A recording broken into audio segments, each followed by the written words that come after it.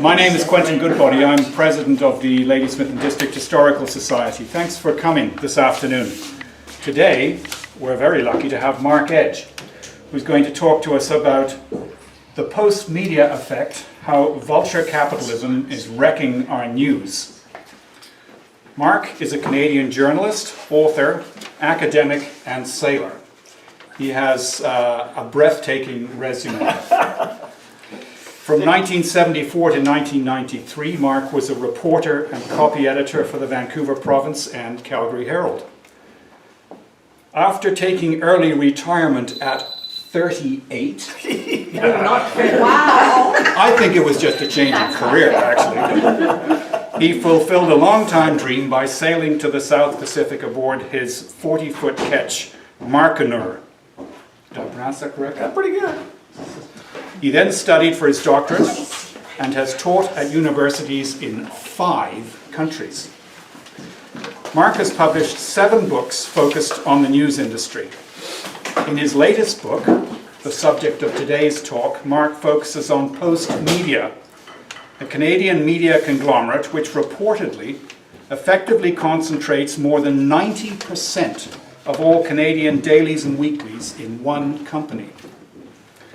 This should set off alarm bells with regards to potential control of our news content and the direction, potentially, of our democracy. Today, Marc talks about how post-media's pursuit of profit has affected and is affecting newsrooms and the quality of reporting. Marc, Thank you very much. Been saving that all week. Thank you for the wonderful introduction, Quentin. Obviously, you've done your research, but then again, there's a lot of stuff out there, not only about post-media, but also about me, because I have my own website in which I've chronicled all of my research and my sailing adventures. I just want to point out that the 90% figure might be a bit high. It depends on how you measure it. That's why I said reported. Yes, because there is a lot of, like I say, misinformation out there. And I put it at about 40% of all newspapers in Canada, but they have 15 of the 21 largest newspapers. So that's about 5/7, so 3/4. So it's a lot. The largest newspapers from coast to coast, let's just put it this way, except for the Globe and Mail, the Toronto Star, the Winnipeg Free Press, are all owned by Post Media. The National Post, which we get here, Vancouver Southern Province, both Calgary papers, both Edmonton dailies, both Saskatchewan dailies, Ottawa Citizen, Montreal Gazette, you name it, they own what used to be the former Southern newspaper chain. Question, how many of you are aware that for the last 5 years the federal government has been bailing out the newspaper industry to the tune of $595 million?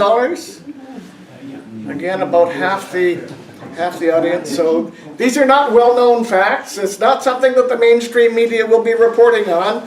To learn about this stuff, you have to read books like mine. Okay? And yes, the 5-year bailout is ending this year. So Bill C-18 is designed to force Google and Facebook to continue the bailout because Ottawa's tired of paying. But that might not work either because they both said that they're not going to be used as a piggy bank for Canada's news media. So things could get very interesting very shortly. And I'll just give you the cut to the chase. The conclusion of my book is that Post Media last year reached a tipping point at which they are losing money by the boatload. Only $13 million in profit last year, almost $10 million of which came from federal subsidies. It comes nowhere near covering their debt payments, which come to more than $30 million a year. And the debt, absurdly, is held mostly by the same U.S. hedge funds, which own 98% of the company. So what it is, it's a scam, okay? They're working a scam on us, and I'm saying the only way to get rid of these hedge funds is to let the thing go boom and crash and burn and see what we can salvage from the wreckage. Anyway, as I was mentioning, the post-media effect is the third in a trilogy which began a long, long time ago, 22 years ago. My first book was on Pacific Press, which is the illegal monopoly, so ruled in 1957. Illegal monopoly that has owned the Vancouver newspapers since 1957. This was my dissertation at Ohio University. And I had this, it's out of print, but I have some copies. If anybody wants one, I'd be happy to inscribe one of those for you as well. But as an academic history, it had to end at least 10 years in the past to qualify. So my end point was 1991, when the Vancouver Sun moved from afternoon to morning publication in so-called competition with the Morning Province, which I used to write for. The comic book, we called it. It was a real newspaper when I started on it. Dave worked there too, he's laughing. But they went tabloid in 1983. It's a long story. Anyway, by 2007, Conrad Black, you probably heard of him, had taken over the former Southern newspapers, which I used to work for. And then at the Millennium, passed it along to Izzy Asper, who owned CanWest Global Communications. This was the supposed media miracle of convergence. Newspapers and television, this is the way of the future. Well, how long did that last? Not 10 years. And CanWest went bust in about 2009, and it was scooped up out of bankruptcy by the hedge funds, despite a supposed 25% limit on foreign ownership of our newspapers in Canada. They got around this by starting a new publicly traded company called Post Media Network, of which they then owned 92%. Now they own 98%. But they get around the law by claiming that the company is actually supposedly controlled by its Canadian shareholders, because the foreign shareholders, their shares are limited in voting power. And if you believe that, I've got a bridge I'd like to sell you. Okay. You can see here that my dissertation did win an award, the American Journalism Historians Association Award for the best dissertation that year. And some people had some nice things to say about Asper Nation as well. We're still waiting for the second review of the Post Media Effect, because Marshall Souls kindly wrote one in this month's Take 5 magazine, which of course you can pick up anywhere, right? Yep. Okay. My other books, just briefly, as Quentin mentioned, I've written 7 books total. One was actually not on the media. It was on hockey, or the labor economics thereof. I got interested in, it's funny, I wrote 2 books on newspaper companies without hardly even cracking a financial statement, and then I took a course in how to read financial statements, and I've been on this avenue of research ever since. 2014, I did a comprehensive review of all of the financials of all of the publicly traded newspaper companies in Canada and the US. I wrote a book called Greatly Exaggerated, The Myth of the Death of Newspapers, because newspapers are not dying, they're just getting smaller and smaller and smaller. And they might be fading away, but then again, they might be transitioning quite successfully to a new life online, because of course, after all, that's supposed to be the way of the future, right? Well, maybe yes, maybe no. I still believe that there's a place for print newspapers.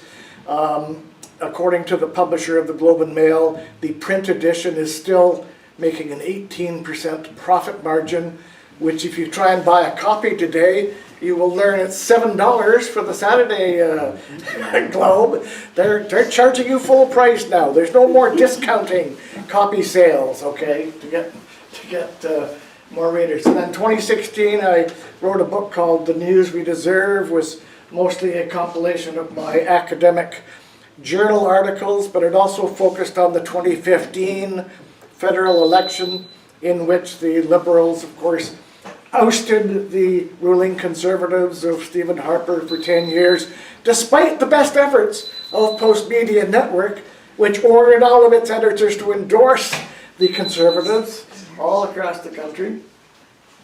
And most recently, I've written a book on the UK newspaper industry, an academic book called Re-examining the UK newspaper industry. Very exciting. And it shows the same thing happening there. Newspapers are transitioning quite nicely to hybrid online print publications. The Times of London, now of course owned by Rupert Murdoch, their earnings have been doubling every year for the past several years, ever since the pandemic started. I think they're now up to about £90 million a year. But that didn't stop old Rupert from crying poverty to the government during the pandemic to plead to be released from his 1981 undertaking to keep the Times and Sunday Times separate. He talked about how their copy sales were going down, their advertising sales were going down, made no mention of how their online subscriptions are going through the roof and their online advertising revenues going up. And like I say, so you have to, what I do now is I go right to the financial reports, because you certainly cannot trust what they tell you, certainly not in the newspaper. Okay, so the bottom line of the Post Media Effect, which by the way I didn't choose that title, I wanted to call it Media Parasite. But my publisher said, oh, that didn't test very well with our reps. So we had to come up with a new title.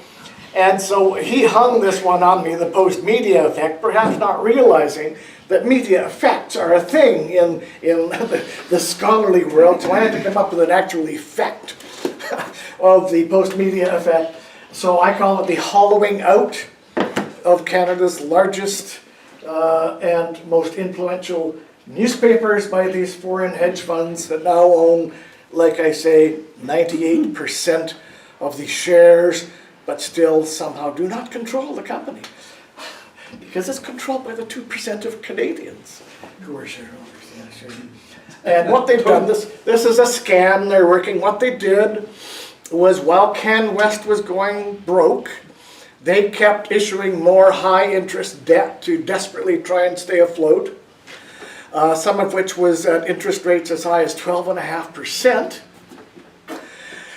which the hedge funds, this is one of their strategies, is to buy up debt cheaply on the bond market.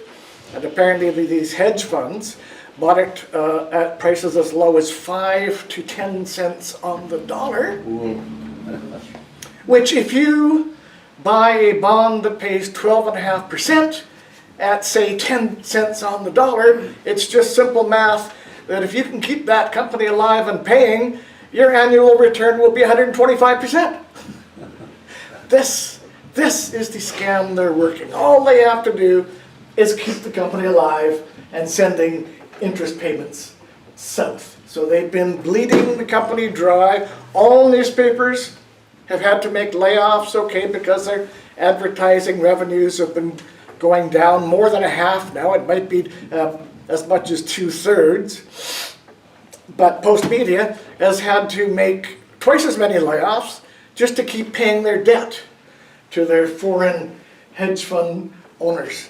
And the other aspect of the Post Media Effect, as I call it, is the weaponizing of their remaining influence politically in Ottawa to get such favors, like I say, as the $595 million bailout, the news media bailout in 2018, and now Bill C-18, which I think is going to backfire, because I don't think Google and Facebook are going to stand for this, and they would have every right not to. So the weaponizing of their remaining influence to continue feeding off the dying remains of our news media.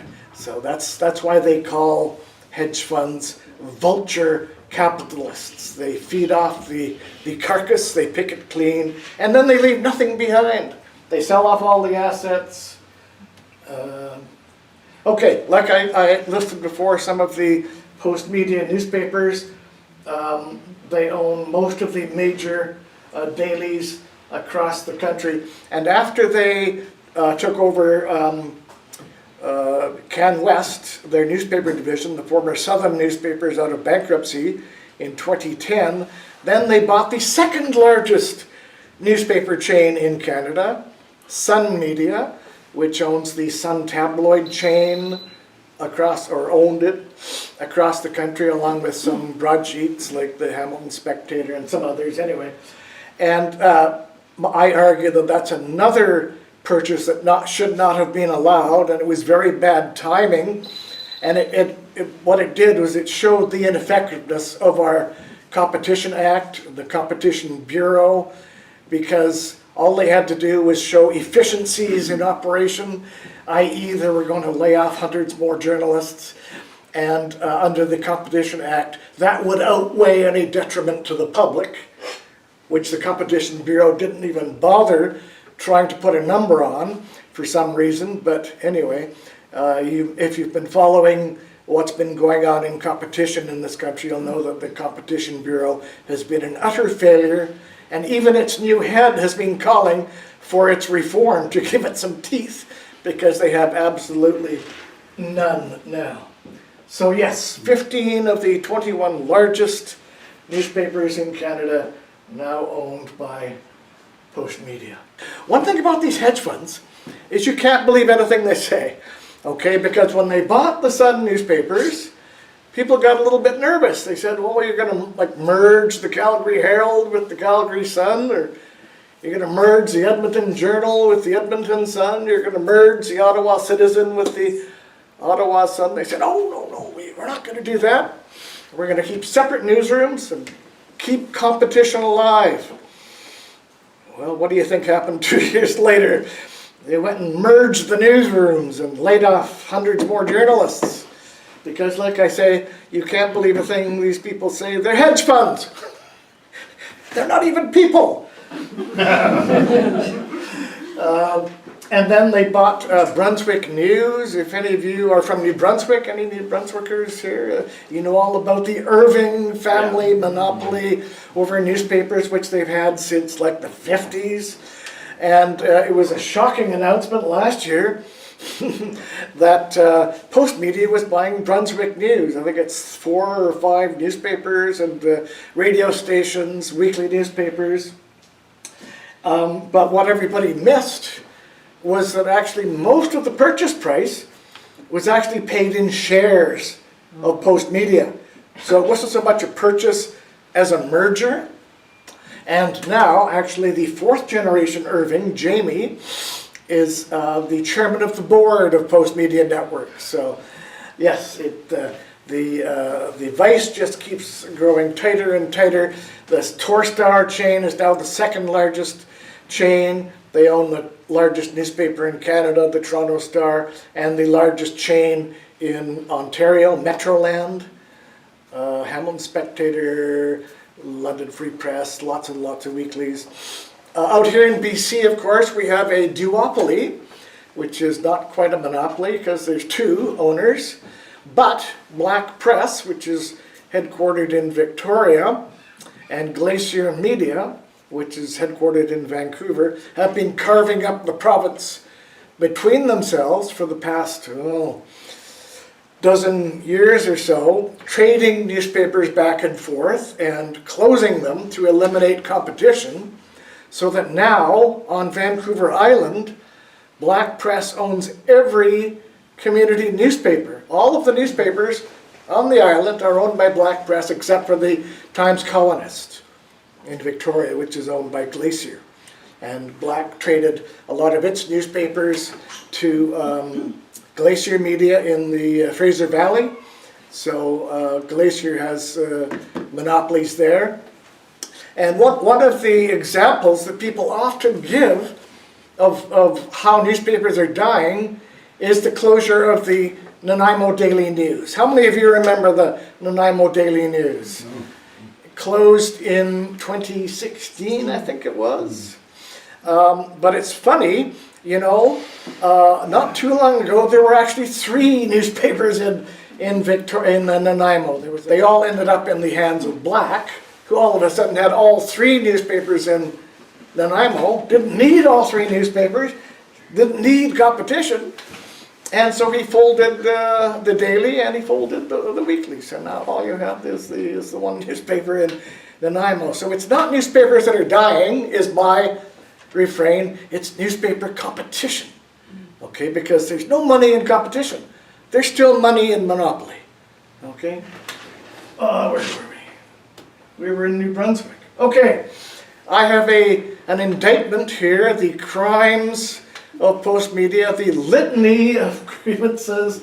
Okay, not only have they laid off hundreds of journalists to make the payments on their debt, not only did they merge the newsrooms in 4 of Canada's largest cities, despite promising not to. And by the way, in Vancouver, I can tell you from researching the history of the partnership Pacific Press there that this promise dates back to the 1957 founding of the company, when the Restrictive Trade Practices Commission, as it was then, the competition regulator, after holding hearings in Ottawa and Vancouver, ruled it an illegal monopoly.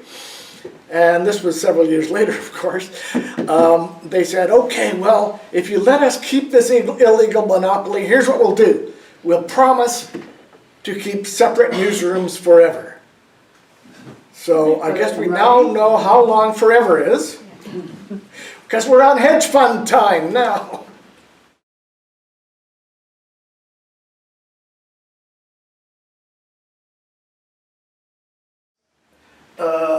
When you open up your copy of the Vancouver Sun or the National Post and you see an interesting story there, it may be news, it may be a feature, or it may be advertising.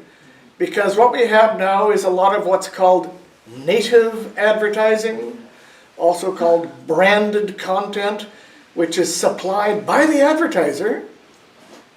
And it's not there to inform you so much as to persuade you, okay, either towards a product or service, or even just a way of thinking. So they're supposed to put a little disclaimer on the top saying special advertising feature. Studies have shown that not only is that very hard to find often, people don't notice it, and they usually can't tell the difference between native advertising, branded content, and real news content. And the favorite example of this, you may have been following for the past decade or so. They've had a partnership with the Canadian Alliance of Petroleum Producers, CAP, run endless features extolling the need for pipelines and oil tankers, pipelines to crisscross the province and oil tankers to ply the coast. And this is paid, bought and paid for. Okay, it's paid for by the oil companies through their association, CAP. The other thing about the Postmedia newspapers is that, well, you may have used to read the National Post and you gave it up because it's so right-wing, right? Okay, it was founded as a right-wing newspaper by Conrad Black because not only was he very right-wing, but there's actually not a lot of right-wing news in Canada, so there was a market for it. And that's fine. But since Black bought the southern newspapers, now Postmedia is trying to impose the same hard right ideology on what were traditionally liberal newspapers. Okay? The Sun newspapers, the tabloids, they were traditionally conservative. Okay?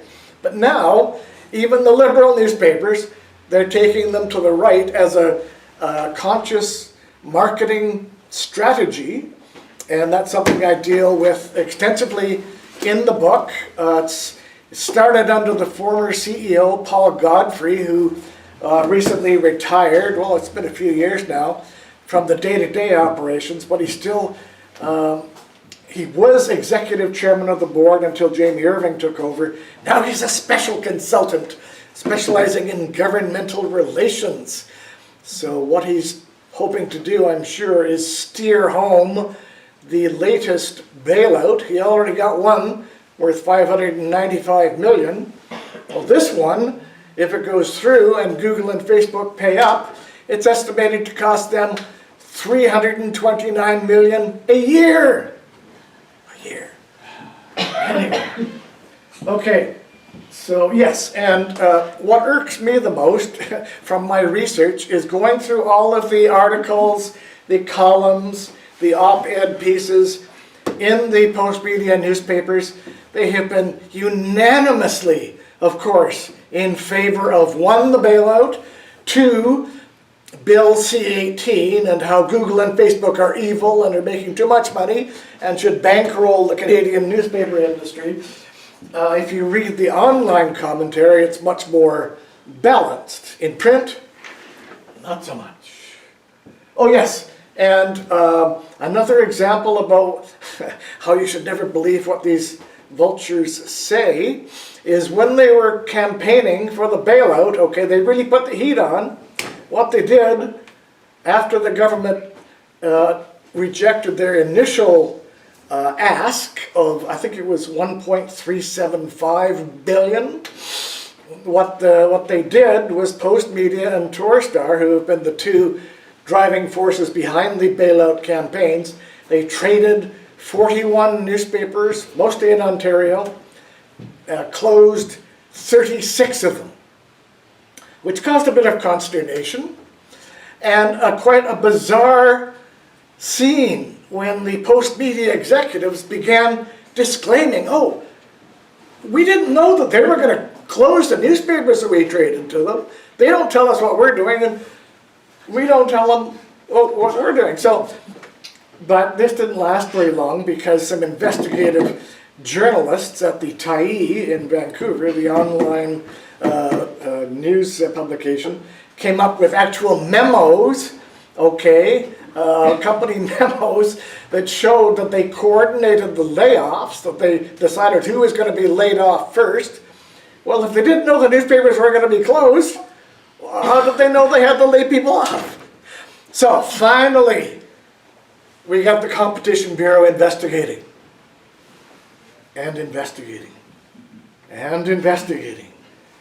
Years it went on. What do you think happened? Nothing. Absolutely nothing. And they waited until January the 6th, 2021 to announce very brief one-page press release. You know what happened on January the 5th, don't you? And nobody noticed that one. So yes, they lie through their teeth. They lie relentlessly. They lie as a matter of habit. This is what they do. They lie. Anything for money. Hedge funds, they're... Anyway, don't get me started. I guess I'm already started. Okay, like I say, the scam that's going on with Post-Media is the debt. Okay, the debt was so enormous, like about $300 million, that they almost went bankrupt about 5 years ago. And so Paul Godfrey, like I say, the former CEO, he had to pull some fancy footwork, and he got the hedge funds to basically forgive about half of their debt and gave them even more shares. That's how they got to 98%. Okay, but to keep the shell game going, okay, they had to take less every month. So, but we are now at that point where the company's revenues and its earnings are not enough to cover its debt, so they're now having to sell off their assets. The Calgary Herald building was recently sold to the U-Haul company to make storage lockers out of. The Ottawa Citizen newsroom is going to be becoming a roller skating rink this fall. And all these journalists are going to have to work from home. This is the way of the future. Anyway, so they're now underwater. If Bill C-18 doesn't go through and Google and Facebook don't start subsidizing, then we'll have to again, of course, because that's where Ottawa gets its money, is from our tax dollars. I'm saying that's not a very good use of our tax dollars. We should instead let this company go bust, okay, and then come up with a plan for a better way to do this, because the way it's been going, it hasn't been working. Anyway, stand by for that. So, like I say, for more information, I have a website, which actually, you don't have to buy these books because you can download them for free. However, if you're old-fashioned, I have copies, and like I say, I'd be happy to sign one for you. So now, the only place I can get published is in Canadian Dimension magazine. Well, it used to be a magazine, founded in 1963, Canada's socialist magazine. And I write about media. It's the only place that will publish my articles. Michael Geist, if any of you have been following him, he's a law professor at the University of Ottawa, specializes in internet law, and he's been following the recent initiatives by Ottawa to regulate the internet, basically with Bill C-11, now Bill C-18 next. You won't believe this, Bill C-36, okay, that's coming. They still haven't been able to come up with language that's acceptable, because what Bill C-36, the Online Harms Act, will do is regulate otherwise lawful speech. Okay? If you hurt somebody's feelings with something you post online, you could have a G-man come to your door, or more likely get it taken down. This is getting rather concerning, the overreach on the part of the federal government. They left the internet alone for 2 decades, okay? We want to see how this is going to work out. They've now decided it's not working out so well, so we're going to have to take a firm hand here. And Canada, unfortunately, is leading the world in internet regulation at the moment. And countries like the UK and US are keeping a very close eye to see what happens with Bill C-18, because they have similar legislation pending in those countries, many countries around the world. So, and I think if people, if Canadians find out what's going on, they wouldn't approve. So you need to inform yourselves. You will not get the straight goods from the mainstream media, trust me. Okay, you need to go online and read people like Michael Geist and Canadian Dimension, and by all means read my new book. So I think that's about all I have to say.